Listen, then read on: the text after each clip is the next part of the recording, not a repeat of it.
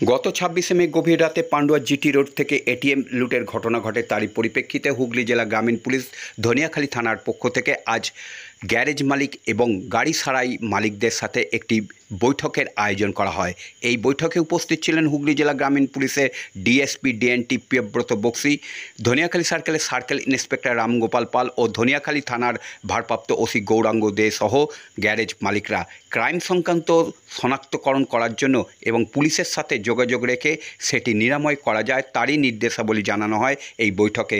যেমন কোনো চুরি যাওয়া গাড়ি গ্যারেজে রেখে চলে গেছে বা গাড়ি সারাই করতে এসেছে, তৎক্ষণাৎ সন্দেহ হলে ধনিয়াখালী থানার সঙ্গে যোগাযোগ করা এবং সেই সমস্ত বিষয়গুলি নজরে আনার জন্য ধনিয়াখালী থানার পক্ষ থেকে সতর্ক করা হয়। এছাড়াও প্রত্যেকটি গ্যারেজে এবং গাড়ি সারাইয়ের জায়গায় সিসিটিভি লাগানোর নির্দেশ দেওয়া হয় ধনিয়াখালী থানার পক্ষ থেকে। এর ফলে বড় ক্রাইমের হাত থেকে রক্ষা পাবে সাধারণ মানুষ থেকে সবাই।